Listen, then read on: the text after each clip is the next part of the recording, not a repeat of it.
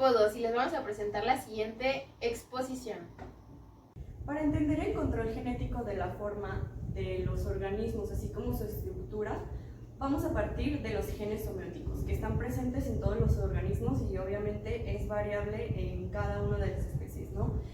En este caso tenemos a Drosophila melanogaster, que es la mosca de la fruta, que es la forma más sencilla de poder entender un grupo de genes homeóticos, que son específicamente los genes Hox, que son genes reguladores que se presentan en la etapa de la embriogénesis, en el blastodermo y la gastrulación.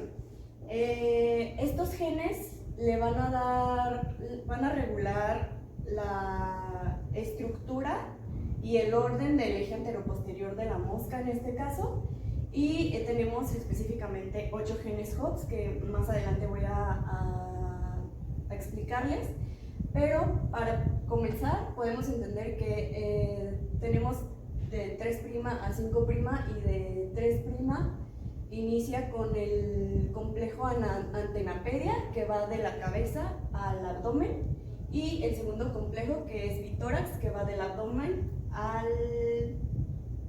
tórax.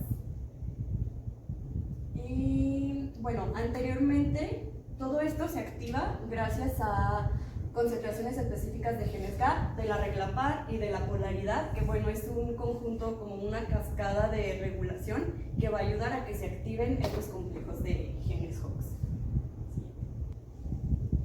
Bueno, ahora sí, aquí tenemos los dos complejos de genes Hox que están presentes en Drosophila melanogaster. Primero tenemos el complejo antenapedia, que es en la parte anteroposterior de la cabeza al tórax y abdomen, y en este caso aquí tenemos el gen LAB, el gen PB, el deformed, el sexcoms y antenapedia. En el primer segmento podemos encontrar un par de patas, en el segundo segmento el segundo par de patas y un par de alas, y en el tercer segmento un par de patas y el par de patas rudimentarias. Y en el segundo complejo, que son los otros 3 genes, regulan los torácicos posteriores, que son urbitórax, abdominal A y abdominal B. Y bueno, en estos segmentos, en cada uno de los segmentos, como ya vimos, se presenta alguna estructura de su cuerpo, y tiene que ocurrir pues en una manera muy precisa para que se dé de la manera ideal, y si no pasa eso, pueden pasar mutaciones que pues más adelante nos van a explicar. Bueno, ahora tocan las mutaciones homeóticas. ¿Qué son estas? Estas son malformaciones de una parte del genoma que se produce durante la embriogénesis y que puede causar que se adopten nuevos segmentos en el organismo. Bien, ahora existe una clasificación con 2 partes. La primera es la de sustitución, como se viene viendo aquí, que vendría siendo antenopedia, donde se sustituyen antenas por patas. La otra vendría siendo de adición, como se ve en este caso, donde la identidad del segundo segmento se reprime y se producen alas en el tercer segmento, donde los arterios, que deben siendo esos, se producen como un segundo par de alas, lo cual es anormal, ya que normalmente dan equilibrio a la mosca. Okay. Ahora, todo esto, ¿qué nos quiere decir? Sí, nos dan un nuevo aspecto de la mosca, pero hay ciertos autores que denominan esto como un tipo de macromutación. ¿Qué nos quiere decir? Para ese tipo de cosas, el adoptar nuevas formas nos da nuevas características, como lo dijo el genetista alemán Richard Goldschmidt. Si se producen cambios dentro de la embriogénesis, puede hacer que de golpe se den nuevas estructuras, lo que puede hacer que se dé una forma divergente a la anterior. Así, ahora, para explicar un poco sobre la evolución, propongamos un ancestro común bilateral, o para resumir, ACB. Este ACB contiene los 8 genes Hox, que se encuentran en un clúster, y para referirnos al clúster hay que hacerlo de forma singular. Ahora digamos, de este ancestro se parten los protostemados y deuterostemados. En el caso de los protostemados, como en ciertos artrópodos, se puede encontrar que se lesionan o se encuentran de forma estable todos estos 8 genes, como puede ser en el caso de Drosophila melanogaster, donde se pierden ciertos genes, o también en el caso de nematodos, que no se encuentran todos.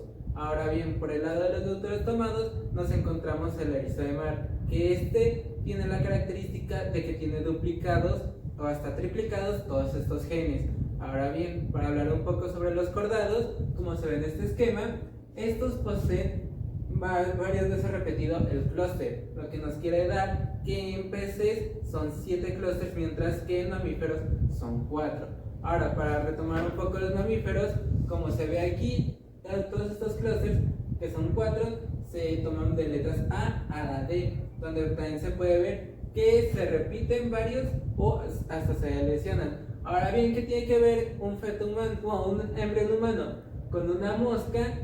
Se ha encontrado que ciertos genes ciertos genes pueden ser para los ojos tanto para humanos como para insectos, ya que se han hecho pruebas donde a la mosca se le inyectan genes humanos de ojos y estos también llegan a producir ojos de insectos.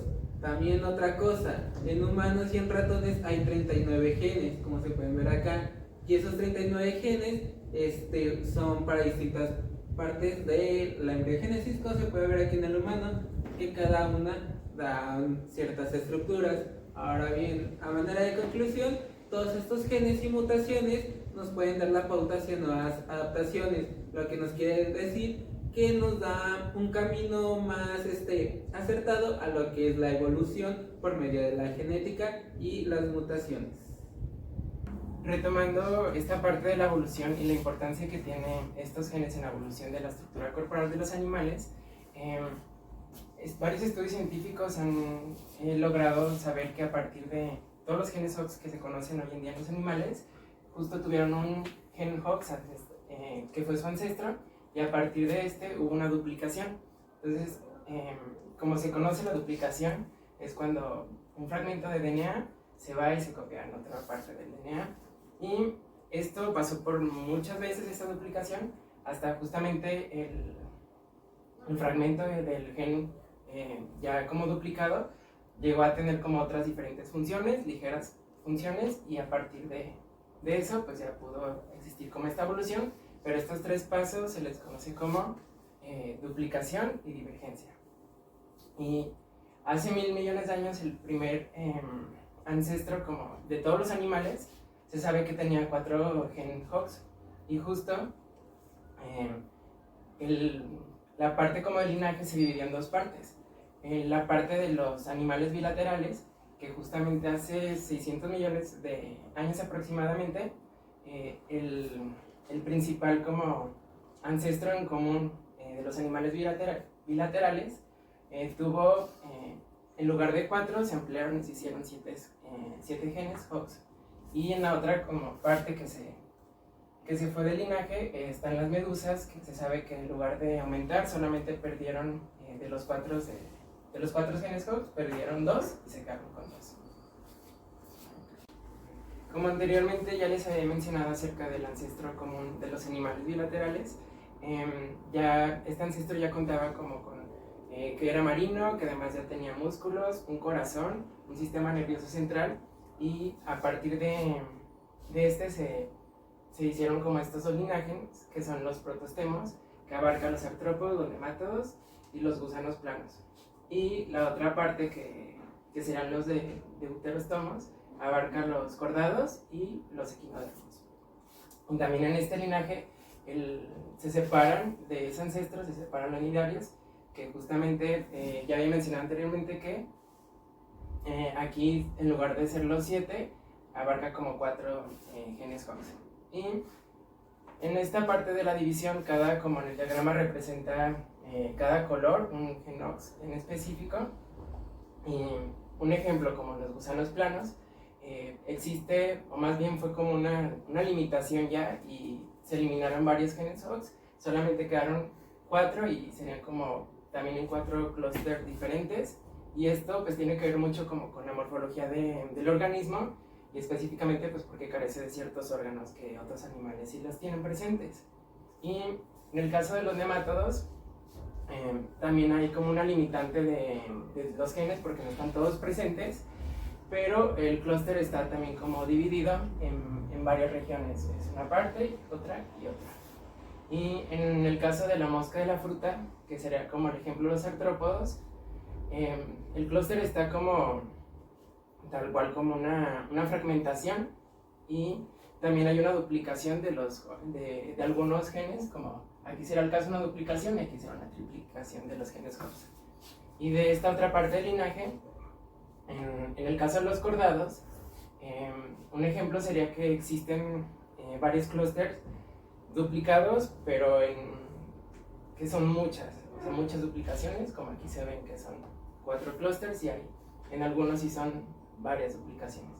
Y en el caso de los erizos de mar, sería como un mismo clúster, pero aquí lo que los diferencia también de los otros organismos es que no están organizados justamente como el ancestro en común, que si viene como en orden, aquí sí están en movimiento o están como un poco reorganizados, ¿no? Aquí hay un ejemplo como el 5 y acá está el 3, el 2, el 1, a diferencia de todos los demás organismos.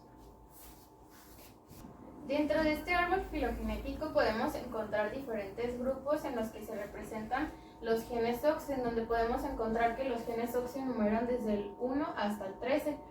En estos, el gen 1 se expresa principalmente cuando se desarrollan las hendiduras branquiales, y podemos encontrar en cada uno de estos organismos que se expresa desde la parte anterior hasta la posterior. Encontramos diferentes ejemplos, empezando con el erizo de mar, en donde podemos encontrar que en este ejemplo se encuentra solamente 1 o 2 genes expresados, aunque en este estamos hablando de una etapa larvaria y en este estamos hablando de una etapa ya adulta. Pero si podemos observar en todo este diagrama, estos son los genes que se podrían encontrar en estos organismos, aunque en estos ejemplos son los que podemos observar. Dentro de los hemicordatas tenemos las 2 etapas igual, larvaria y la etapa adulta. En la larvaria pues no se ha encontrado hasta el día de hoy un gen expresado, mientras que en la etapa adulta sí se encuentra expresado hasta 4 genes en este ejemplo. Dentro de los urocordatas podemos observar que en esta etapa larvaria sí se encuentran diferentes genes OX, que podemos encontrar de hasta 6-7 genes expresados, mientras que en la etapa adulta podemos encontrar 2 o 3 genes. En los cefalocordados encontramos hasta 4 genes, pero viene aquí la parte importante o la parte más interesante, que dentro de los teleostomados encontramos que se pueden expresar hasta 8 grupos de genes OX, mientras que en los tetrápodos encontramos 4 genes. Como quien dice, y lo que encontré en la literatura mencionaba que este duplica lo que los tetrápodos contienen en genes. Mientras que en los artrópodos y en los poliquetos encontramos a 5 o 6 genes en estos ejemplos, aunque pues igual como les mencioné, todos estos genes son los que se pueden encontrar dentro de todos estos organismos. Esto es un poco más o menos de lo que habla este diagrama. Y retomando al grupo que se separa de los animales bilaterales, tenemos a lo que son la hidra. Estos organismos son simples y están presentes dentro del grupo Cnidaria. Estos tienen una relación significativa con los genes OX y a pesar de ser simples, están, ¿cómo decirlo?, presentes dentro de los ancestros de todos los animales en general, ¿no? En este diagrama encontramos pues las características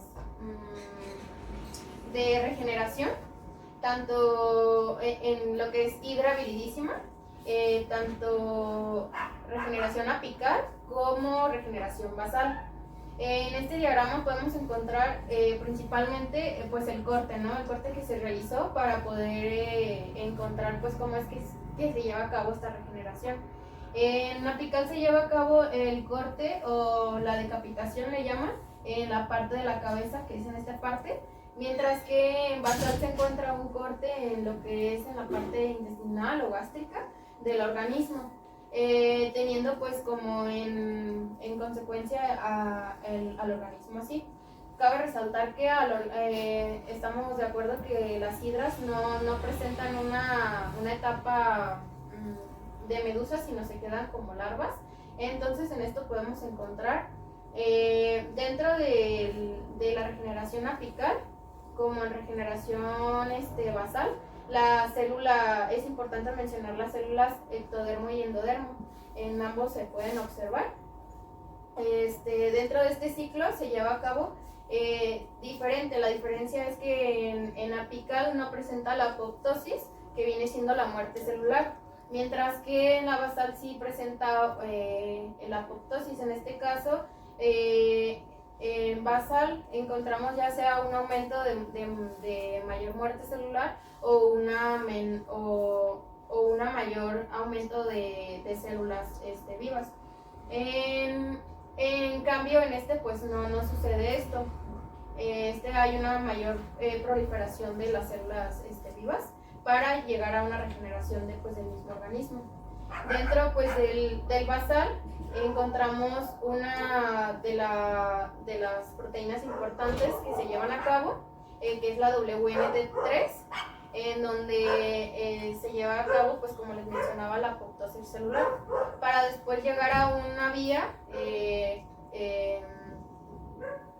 pues sí, una vía en la que es la que se llama WNT3 beta-catenina, en donde activa un ciclo celular en 90 minutos aproximadamente para finalizar con ¿cómo se llama? La división de las HPA, y así finalizaría la regeneración tanto en regeneración apical como en la basal. Bueno, para continuar, el siguiente ejemplo es Ipsobius dujardini. Es mejor conocido como osito de agua. Este es una especie de tardígrada y pertenece al taxón de los Panartrópoda. Bueno, Ipsobius ha llamado mucho la atención de la comunidad científica, ya que pues soporta ambientes muy extremos y además por su posición filogenética que tiene en los Panartrópoda, ya que pues puede proporcionar investigaciones para la biología evolutiva.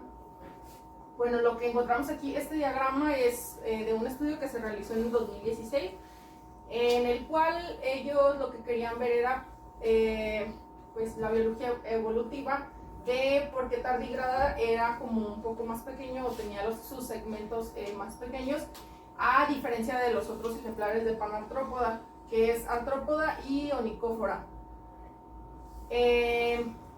Ellos lo que hicieron fue identificar los genes HOTS, que son los que dan la identidad a los segmentos que se encuentran en estos ejemplares, y lo que encontraron fueron 5 genes ortólogos, que son el ortodentrículo de la cabeza, el gen labio, el gen HOTS3 y el gen deformado y el gen tarazu.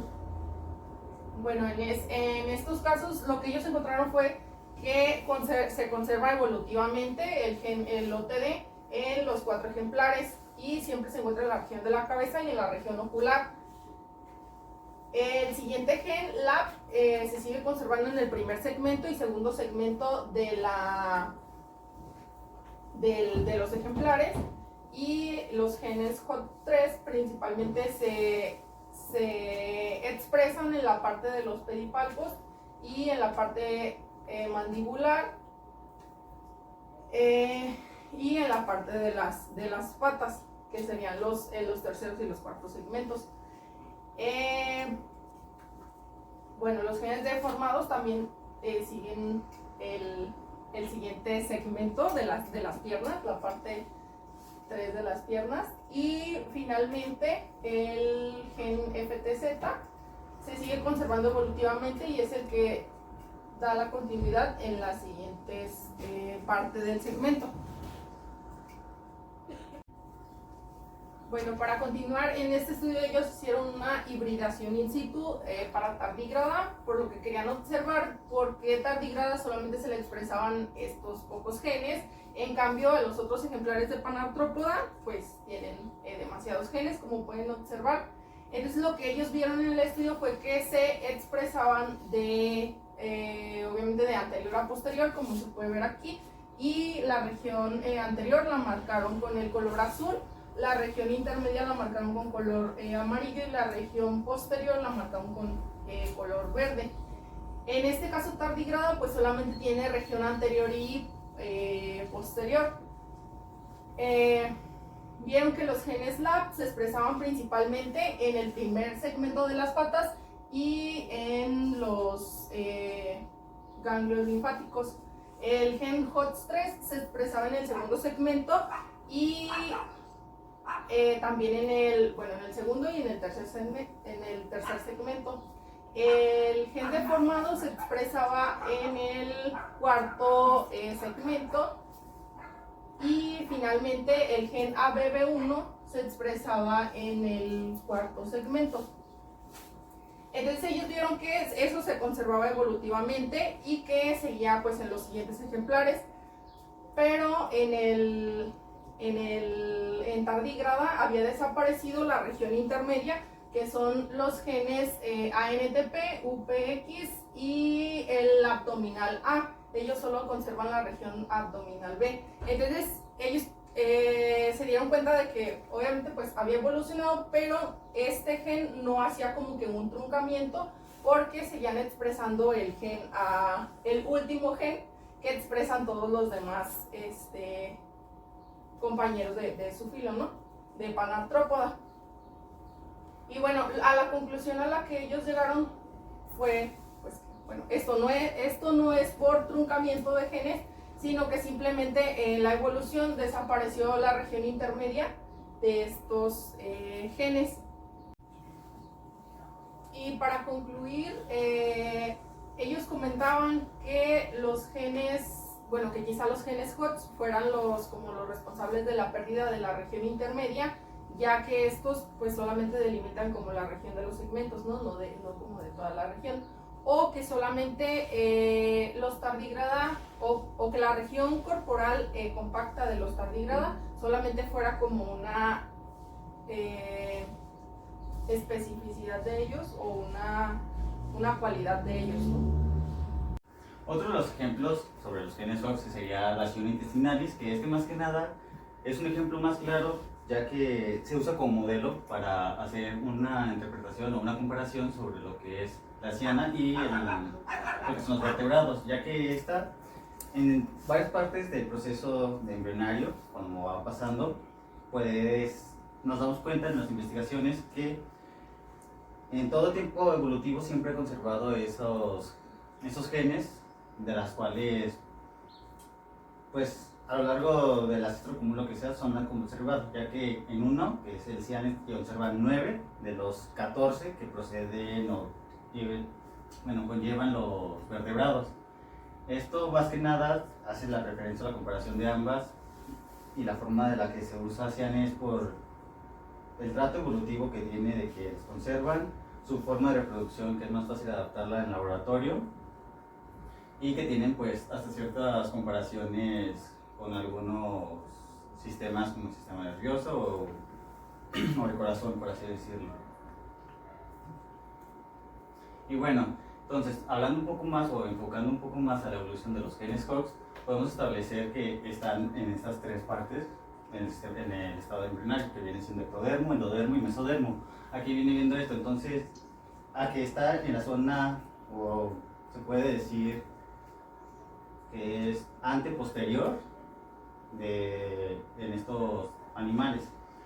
Ahora bien, en los genes HOX, cada uno van diferenciándose o van ayudando en cada etapa a la segmentación o ayudándole a algunos tipos de crecimiento.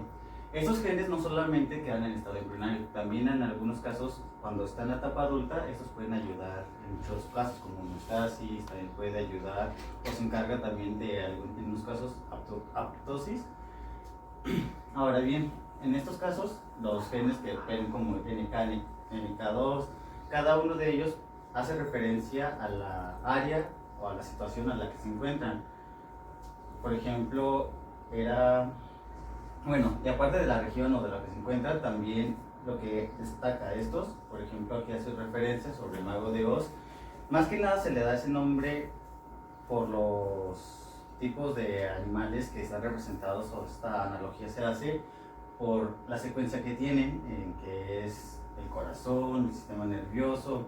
Entonces, esto viene siendo que los genes OX vienen en un estado que hacen una secuencia y siempre siguen esa secuencia en ese orden, por así decirlo. Entonces, con esto puedo decir que en los genes HOX, los NK sirven o siguen situados en estado adulto y pueden dividirse en subdivisiones de NK 2.5, que podría ser para el corazón, y podemos seguir así con muchas especificaciones de varios genes. Esto pues ayuda en general a todos los animales, en general es la que está ayudando para saber como que la diferenciación o qué formas evolutivas han conllevado cada rasgo desde qué ancestro. Con esto podemos ver cuáles son los rasgos, con los genes podemos identificar cuáles han sido sesgados, cuáles han evolucionado o han modificado a ciertas especies. Por eso estos son los que se investigan un poco más en profundidad para resolver ese tipo de dudas. Bueno, ya hablamos un poco de los genes involucrados en el desarrollo de los animales. Ahora vamos a hablar un poquito de los genes involucrados en el desarrollo de las plantas. Los genes homeóticos en plantas, sobre las cajas más y el desarrollo de las flores. Como ejemplo tenemos a la Arabidopsis thailandana. Esta es considerada una planta modelo. Su forma silvestre contiene 4 sépalos, 4 pétalos blancos, 6 estambres, 2 pequeños y 4 grandes, y 2 carpelos fusionados. Cada uno de los contiene 4 verticilos, cada uno de los verticilos da origen a las estructuras. Los genes homeóticos ayudan a la regulación del desarrollo de estas estructuras florales. Podemos encontrar 3 tipos de mutantes en esta planta. Cada uno de los mutantes es llamado con una letra dependiendo de los genes que carecen actividad en esas plantas. Por ejemplo, tenemos al mutante A. Este mutante tiene carpelos en lugar de sépalos y estambres en lugar de pétalos, perdón. Y los mutantes de clase B tienen los sépalos en el primero y en el segundo verticilo y los carpelos en el tercero y en el cuarto. No poseen estambres ni tampoco pétalos. Y los mutantes de clase C, ellos tienen sépalos y pétalos nada más. No contienen tampoco estambres ni carpelos. Esta es una representación de los diferentes mutantes que se pueden dar en esta planta. En la primera figura podemos encontrar el fenotipo normal de la Arabidopsis. En el segundo, pues los mutantes A y B. Esto se da porque los genes no actúan por sí solos totalmente. Los genes A por sí solos sí pueden llegar a diferenciar una parte de la flor, que serían los sépalos, en el primer verticilo. Por eso es que tanto como el fenotipo normal, el B y el C sí tienen sépalos, pero junto con los genes B pueden llegar a dar a los pétalos. Y los genes B por sí solos no pueden llegar a dar ninguna estructura, necesitan apoyarse de otros genes. En el caso de los genes B con los genes C, en el tercer verticilo dan estambres. Y los genes C por sí solos sí pueden llegar a dar una estructura que serían los carpelos. Por lo tanto, en el mutante A podemos tener carpelos y estambres nada más, porque como no pueden utilizar, los genes A no van a estar activados, no se van a dar ni los sépalos ni los pétalos. Al mismo ejemplo con los mutantes de clase B, necesitan tanto los genes A como los genes C, por lo tanto en ninguno de sus verticilos va a dar estambres. Y en este caso el mutante C, como por sí solos sí pueden llegar a dar una estructura, solo van a tener carpelos, pero no van a dar estambres, pero sí van a dar sépalos porque sí poseen la actividad de los genes A. Muy bien, bueno, igual otra forma de representar el esquema que presentó mi compañera sería este. Como pueden notar, la actividad de los verticilos 2 y 3 están regulados por por dos clases diferentes de genes. El verticilo 2, que es el de los pétalos, está regulado tanto por los genes de clase A como por los genes de clase B. Y el verticilo 3 es regulado por los genes de clase C y los genes de clase B. Los mutantes que se presentaron antes son porque, por ejemplo, en los de tipo A se anula la actividad de los genes A y entonces, como ese lugar no se puede quedar así nomás vacío, entonces los genes C toman el lugar de los A, entonces la actividad de los genes C se duplica aquí, igual con los mutantes de clase B pasa eso. Entonces, por eso es que se dan estos órganos repetidos en las flores. Pues ok. Desglosando un poquito más, cuando se habla de genes de tipo A, B y C, no necesariamente es un gen para cada cosa, sino que, por ejemplo, en el caso de Arabidopsis tenemos 2 genes de tipo A, 2 genes de tipo B y un gen de tipo C. Esto varía mucho de las especies. Igualmente, la presencia de estos genes en otras especies tiene otros efectos. Aquí, principalmente, la función de los genes, tanto apetala 1, apetala 3 y ágamos, esos son los más fuertes dentro de cada una de sus secciones. Son los que tienen, así que son los primeros que se activan y son los que tienen mayor relevancia. ¿Por qué? Porque estos, además de generar este órgano, lo que regulan es que al momento de que las condiciones ambientales y endógenas son adecuadas para iniciar el proceso de floración, estos genes son los que detienen la actividad del meristemo de la planta, evitan que ésta sí continúe su fase vegetativa y deje de crecer. Mientras que genes como apetala 2 y pistilata únicamente se ocupan, dentro de esta parte del desarrollo, se ocupan de lo que es la producción de este órgano. Por ejemplo, apetala 2 además regula la maduración del fruto una vez se da la fecundación de la planta. Aquí más de lo mismo, estos serían pues los genes con cajas más. Su función es muy similar a los genes homeóticos y aunque su función es muy similar, no se trata de genes homólogos. Esto es más bien un caso de, digamos, de convergencia con los animales. Los genes Polycomb son genes encargados de transcribir un conjunto de proteínas que trabajan como una unidad, y estos se encargan de regular el desarrollo y el proceso embrionario de una planta. Estos participan principalmente en lo que viene siendo etapas como lo que es germinación, floración o, por ejemplo, diferenciación. Más adelante lo explicaré, pero bueno. Tenemos un complejo que es el PRC1 y el PRC2. Iniciando el PRC1, funciona con 2 complejos Polycomb, que son estos 2 de aquí, y se encargan básicamente de lo que viene siendo la germinación en las plantas, o de propiciar que esto funcione de la manera que es quitando la restricción que generan, ya que estos genes generan restricciones en la transcripción, y al inhibir de esta manera, cuando se comienzan a transcribir, pues comienza la germinación.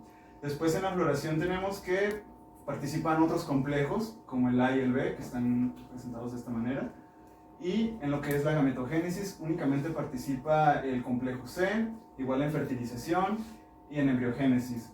Y pues al último de pasar del estado de semilla a germinación, pues también se involucran los anteriormente mencionados, que son los A y los B. En el siguiente diagrama, con el complejo PRC2, encontramos un gen Polycomb que está involucrado en lo que es la maduración, o bueno, la diferenciación celular y la proliferación misma de esta. Por ejemplo, tenemos que el meristemo de las plantas puede diferenciarse en flores y hojas, y a su vez estos 2 órganos ya diferenciados pueden desdiferenciarse por la misma acción de este conjunto de proteínas para formar lo que viene siendo, por ejemplo, un callo cuando la planta recibe algún tipo de daño y comienza la proliferación de células indiferenciadas y después puede regresar a lo que viene siendo el proceso de callo, puede pasar a flores o a hojas. Estos tipos de genes se asemejan a las cajas Matchbox, ya que ambos se encargan de lo que es la regulación del desarrollo y el proceso embrionario de las plantas, por lo que funcionan como de una manera complementaria unos con otros y pues ambos tipos de factores y de secuencias de transcripción pues básicamente favorecen lo que es el desarrollo correcto de la planta. Los genes Matchbox codifican para factores de transcripción y se han encontrado en plantas, animales y hongos. Aquí estamos haciendo énfasis en plantas, ya que hay la mayor cantidad de factores encontrados, sin embargo, pues no son los únicos. En plantas, los genes Matchbox incluyen genes regulatorios, como ya mencioné, para el desarrollo y son comparables o similares a los que ya presentamos anteriormente, que son los genes ONBOX en animales. La región de la proteína codificada por este gen es lo que denominamos sitio dominio MATS, y esta parte del dominio es una región bastante conservada de DNA que involucra alrededor de 55 aminoácidos y que en todos los reinos animales presenta esta constante, ¿no? Y bueno, se ha propuesto que hay por lo menos dos linajes de estas cajas, que es el linaje 1 y el linaje 2. El linaje 1, además del sitio o el dominio MATS, encontramos una diferencia completamente diferente en lo que viene siendo el resto del transcrito, ya que presenta secuencias totalmente diferentes y no hay como una asociación, por lo tanto se dividen en dos. El tipo 2 es el más importante o el que más involucra procesos de desarrollo en las plantas y estos se denominan en conjunto como genes MIC-C. En síntesis, hay muchas diferencias entre las células animales y vegetales. Esto se da por una serie de factores evolutivos que han ocurrido a lo largo de millones de años. Recordemos que la evolución es un proceso de millones de años. En base a estos cambios evolutivos importantes, hay organismos modelos. Un ejemplo para los animales es el ratón, mientras que para las plantas, un ejemplo de organismo modelo puede ser la boca de dragón.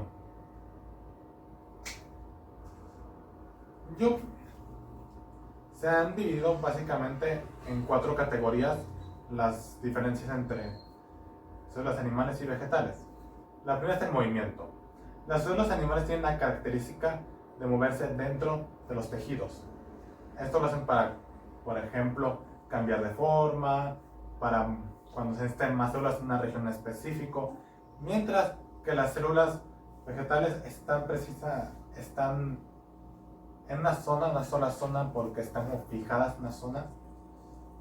Esto debido a las capas de pared celular que tienen. La siguiente diferencia es la flexibilidad. Cuando hablamos de flexibilidad en células animales y vegetales, nos referimos a qué tanto se pueden adaptar a los cambios o qué tanto pueden adaptar al organismo a los cambios a los que se puede presentar. Debido a cómo funcionan los genes OX en animales, no hay mucha flexibilidad celular en estos. Así que cuando hay ciertos cambios muy radicales, pues pueden haber serios problemas en las células animales. En las células vegetales no pasa esto. Las cajas MAT tienen una forma especial de cómo funcionan los genes y esto hace que sean más flexibles las células vegetales. En cuanto al siguiente apartado, que es las fases celulares de reproducción, hay dos. Primero, las células animales solo tienen una fase multicelular, mientras que las células vegetales tienen una fase diploide y una haploide. Un ejemplo más de diferencia entre ambas células son los organelos. Las células vegetales tienen dos organelos que los animales no tienen, que son los cloroplastos y la pared celular. Los cloroplastos pues, sirven para la fotosíntesis, mientras que la pared celular sirve para con varias cosas, primero con una manera estructural, con una forma de defensa, con muchas de esas. En síntesis, en base a todo lo que se vio hoy. Este tema es muy importante debido a todo lo que interactúa en la diferenciación genética. Hay muchos factores que interactúan para muchos procesos muy complejos y muy importantes. Por ejemplo, el proceso de la apoptosis, el proceso de la proliferación celular, el proceso de la división celular, todos están relacionados con esto. Claro, hay muchas aplicaciones en el futuro que se pueden utilizar en base a estos temas. Por ejemplo, en los campos de la genética o de la química. Incluso en aplicaciones que nos pueden interesar a nosotros, se puede aplicar en la medicina biotecnológica o en la conservación de especies. Esta fue la presentación de nuestro equipo. Pues espero les haya gustado. Nos vemos a la próxima. ¡Adiós!